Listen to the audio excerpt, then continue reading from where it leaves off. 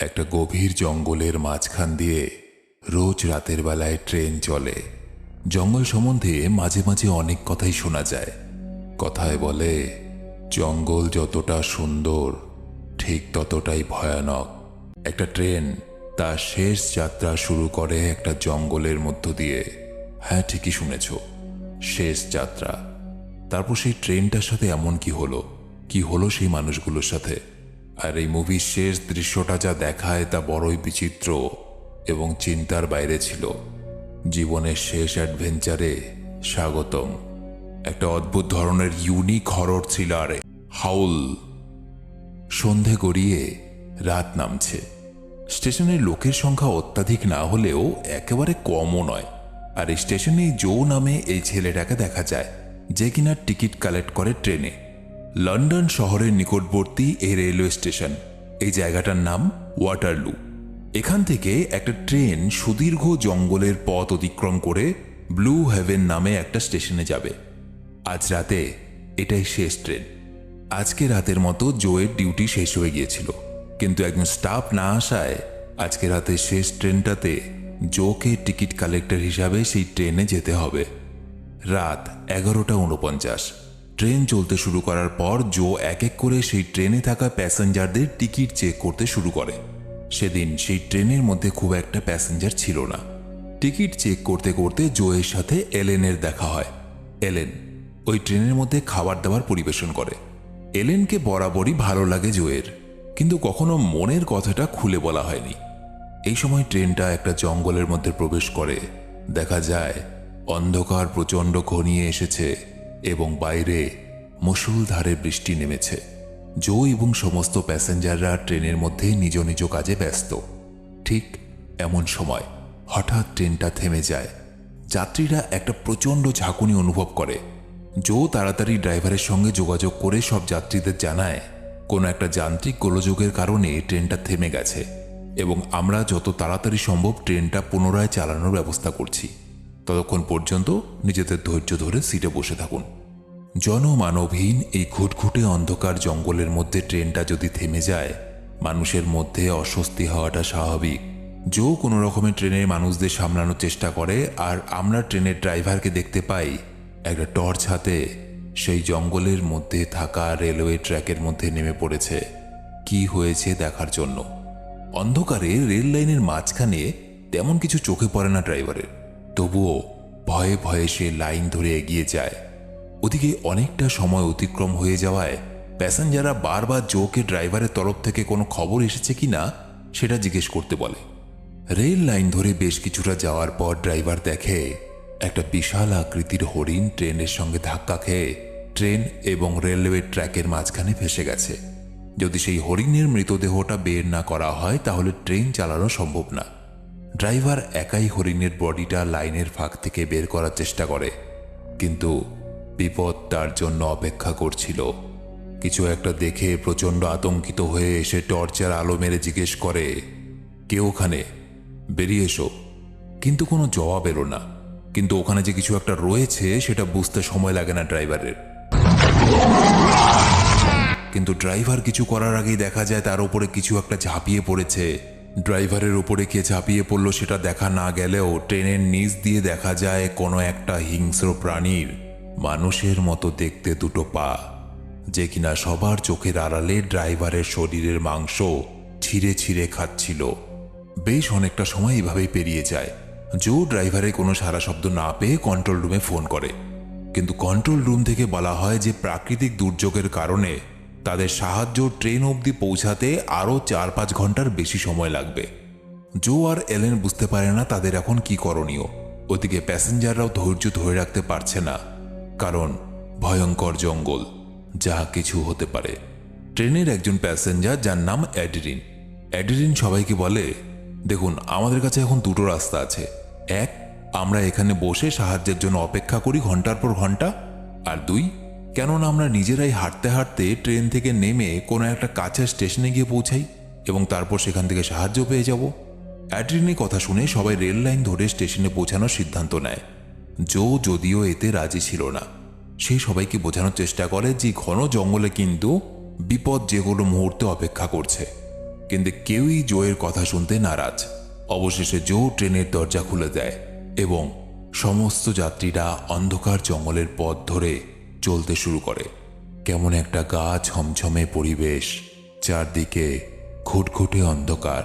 দূরের জিনিস তো থাক, কাছের জিনিসটা পর্যন্ত ঠিকমতো দেখা যাচ্ছে না। কিছুটা পথ যাওয়ার পর জোয়ের হঠাৎ করে মনে হয় ওই দূরের জঙ্গলের ঝোপঝাড়ে কিছু একটা নড়ার শব্দ হচ্ছে না। জো সবাইকে একটা জায়গায় দাঁড়াতে বলে এবং নিজেই একটা টর্চ হাতে এগিয়ে যায় ওখানে কি আছে দেখার জন্য। এলিনও কৌতূহলবশত জোয়ের সাথে যায় এবং ঝোপঝাড়ের ভেতরে তারা যা দেখতে পায় তাতে তাদের মাথায় ঘুরে যায়। ড্রাইভারের দেহটা সেখানে কোনো এক মানুষের মতো দেখতে নরখাদক ড্রাইভারের দেহটাকে নৃশংসভাবে ছিঁড়ে ছিঁড়ে খাচ্ছে। এটা দেখে তারা প্রচণ্ড আতঙ্কিত হয়ে সবাইকে চিৎকার করে ট্রেনে উঠতে বলে। তারা পুনরায় ট্রেনের দিকে দৌড়তে শুরু করে এবং সবাই ট্রেনের কাছে পৌঁছে গেলেও একজন বৃদ্ধ দম্পতি ছিল, তারা আস্তে আস্তে দেরি করে ফেলে। আর তারা এখানেই ভুল করে ফেলে, কারণ তারা যখন ট্রেনের সামনে চলে আসে তাদের মনে হচ্ছিল তাদের পেছন পেছনে কোনো একটা হিংস্র কিছু দৌড়তে দৌড়তে আসছে।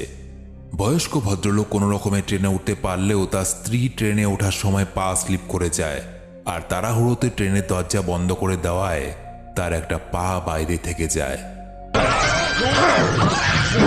এবং ট্রেনের বাইরের ওই হিংস্র প্রাণীটা ওই মহিলার পা কামড়ে ওনাকে টেনে নিয়ে যাওয়ার চেষ্টা করে। কিন্তু সবাই মিলে কোনো রকমের মহিলাকে টেনে টুনে ট্রেনের ভেতরে নিয়ে নেয়, যদিও তার পা কিন্তু ক্ষতবিক্ষত হয়ে যায়। প্রচণ্ড যন্ত্রণায় চিৎকার করতে থাকেন মহিলা, তার পা থেকে প্রচণ্ড রক্তক্ষরণ শুরু হয়। এই অবস্থা দেখে ট্রেনে সবাই প্রচণ্ড আতঙ্কিত হয়ে পড়ে। এলেন ও বাকি সবাই মিলে কোনো রকমে ওই মহিলার পায়ের রক্তক্ষরণ বন্ধ করার চেষ্টা করে।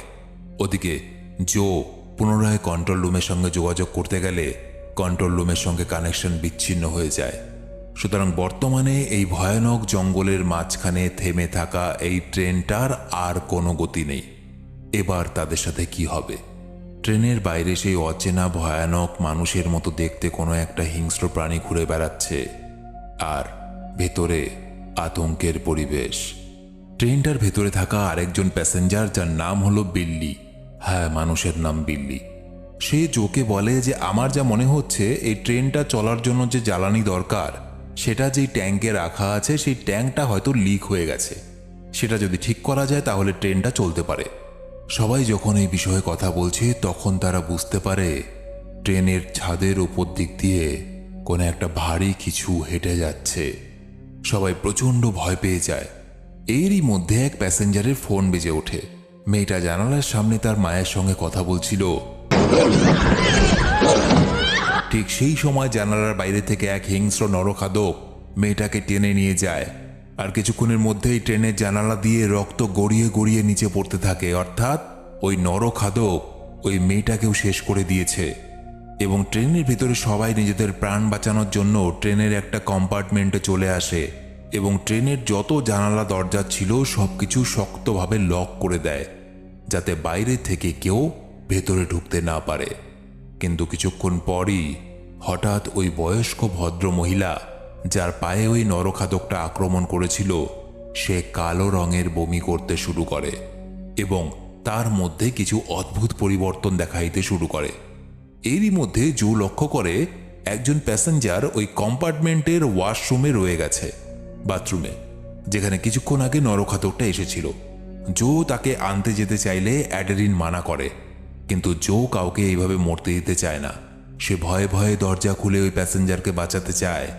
ওই ব্যক্তি জোকে বলে ওয়াশরুমের দরজা লক হয়ে যাওয়ার কারণে সে বেরোতে পারছে না। জো চাবি দিয়ে দরজা খুলতে গেলে দেখে ওই হিংস্র নরখাদক ওই ওয়াশরুমের ভেতরে চলে এসেছে এবং চোখের নিমিষে সে ওই ব্যক্তির ওপর আক্রমণ করে। বাথরুমের দরজার ফাঁক দিয়ে জো দেখে নরখাদকটা ওই মানুষটাকে ছিঁড়ে ছিঁড়ে খাচ্ছে। জো ভয় পেয়ে কোনো রকমে ওখান থেকে বের হতে গেলে ওই নরখাদক জোয়ের সামনে এসে দাঁড়িয়ে পড়ে, আর দেখা যায় অর্ধেক মানুষের মতো অর্ধেক নেকড়ে বাঘের মতো দেখতে সে এক ভয়ানক জন্তু। সে জোয়ের ওপর আক্রমণ করতেই যাবে, কিন্তু শেষ মুহূর্তে সবাই মিলে জোকে কম্পার্টমেন্টের মধ্যে টেনে নেয়। কিন্তু ওই নরখাদক এবার সবাইকে কম্পার্টমেন্টের মধ্যে দেখে ফেলে এবং আপ্রাণ চেষ্টা করে দরজা ভেঙে ওই কম্পার্টমেন্টে প্রবেশ করার। অপরদিকে বাকিরাও বাইরে পালানোর জন্য জানলার কাচ ভাঙার চেষ্টা করে, কারণ ট্রেনের ভেতরে জন্তুটা ঢুকে গেছে। আর কিছু লোক মিলে দরজাটাকে চেপে ধরে রাখে যাতে ওই নরখাদক এখানে প্রবেশ করতে না পারে। কিন্তু শেষমেশ তারা ওই নরখাদক প্রাণীটা শক্তির সঙ্গে পেরে ওঠে না। সে দরজা ভেঙে ওই কম্পার্টমেন্টে চলে আসে। ওই নরখাদক প্রাণীটাকে দেখতে অবিকল মানুষের মতো, তবে আয়তনে সে মানুষের থেকে অনেকটাই বড়।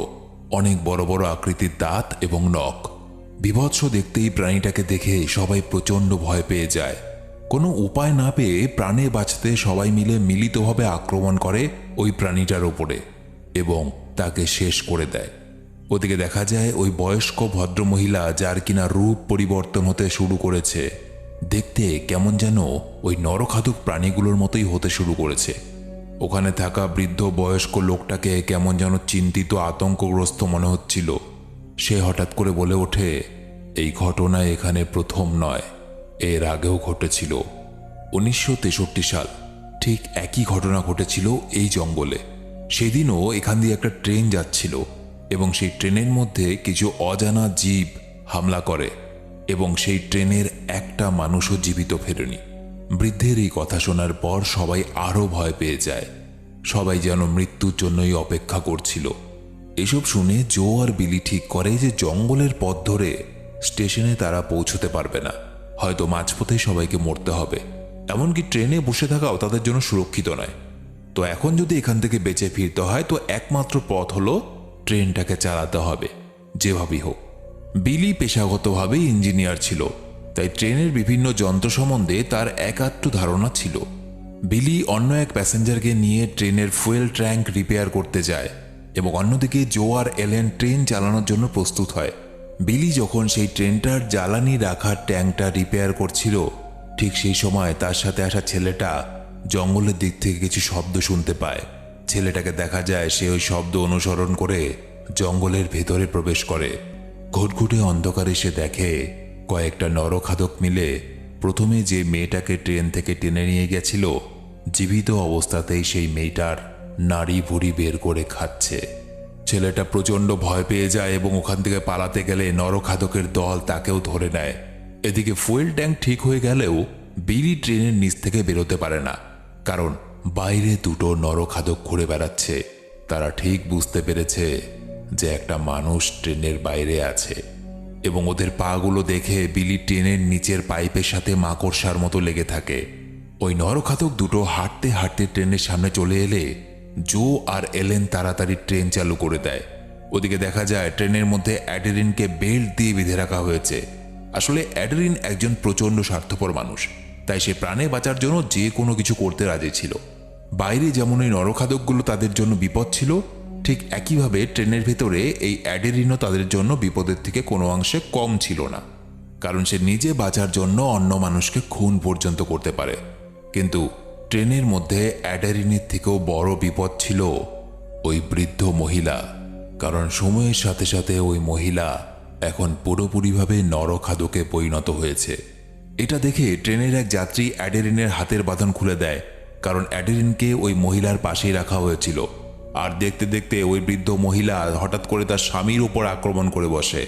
অন্যদিকে দেখা যায় একটা নরখাদক ওই মহিলা যাত্রীকে ধরে নিলে অ্যাডেরিন নিজেকে বাঁচাতে ওই মহিলাকে ট্রেন থেকে ধাক্কা মেরে দেয়, যাতে নরখাদকটা মহিলাকে নিয়ে গেলেও অ্যাডেরিনের যাতে কিছু না হয়। জঙ্গলের মধ্য দিয়ে ট্রেন হঠাৎ করে দ্রুত গতিতে ছুটতে শুরু করে, কারণ ততক্ষণে জো ট্রেন চালানো শুরু করে দিয়েছে।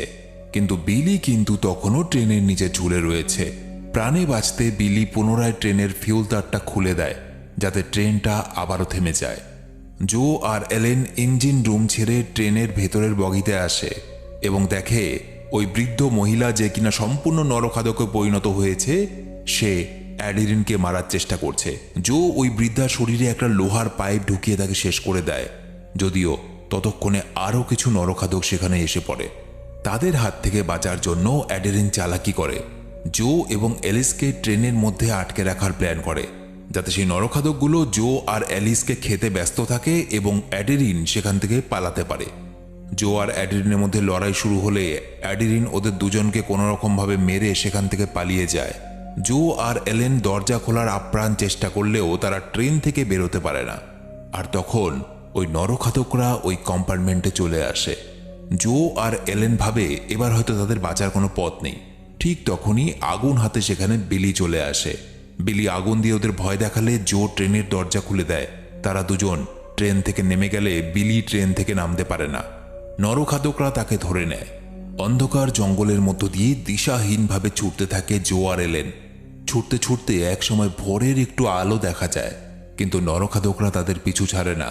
একটা সময় পর জো বুঝতে পারে যে এত বিশাল জঙ্গল এভাবে দৌড়ে পার করা যাবে না। তাদের মধ্যে যে কোনো একজনই বাঁচতে পারবে। কিভাবে? যে কোনো একজনকে ওই নরখাদকদের সামনে আত্মসমর্পণ করতে হবে, যাতে সেই মানুষটাকে খেতে ব্যস্ত থাকে নরখাদকরা, আর বাকি আরেকজন পালিয়ে বাঁচতে পারে। জো নিজের প্রাণের বদলে নিজের ভালোবাসাকে বাঁচাতে চায়। জো এলেনকে বলে, তুমি এখান থেকে পালাও, আমি এদের সাথে লড়াই করছি, এদেরকে আমি আটকে রাখছি। এলেন যেতে চায় না, কিন্তু জোয়ের কথা তাকে শুনতেই হয়। এলেন স্টেশনের দিকে প্রচণ্ড জোরে ছুটতে শুরু করে, কিন্তু জো নরখাদকদের সঙ্গে লড়াই করার ব্যর্থ চেষ্টা করে। নরখাদকদের শক্তির সঙ্গে লড়াইয়ে জো পেরে ওঠে না, এবং নরখাদকগুলো জোয়ের সাথে এমন কিছু করতে থাকে যেটা দেখায় না।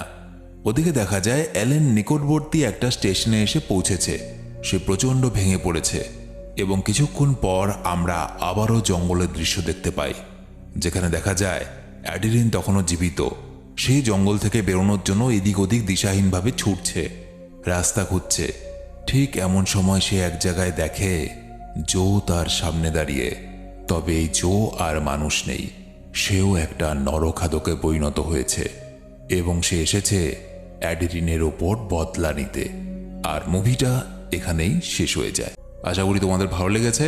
ভিডিওটা ভালো লেগে থাকলে একটা লাইক করে বন্ধুদের সাথে শেয়ার করে দিও।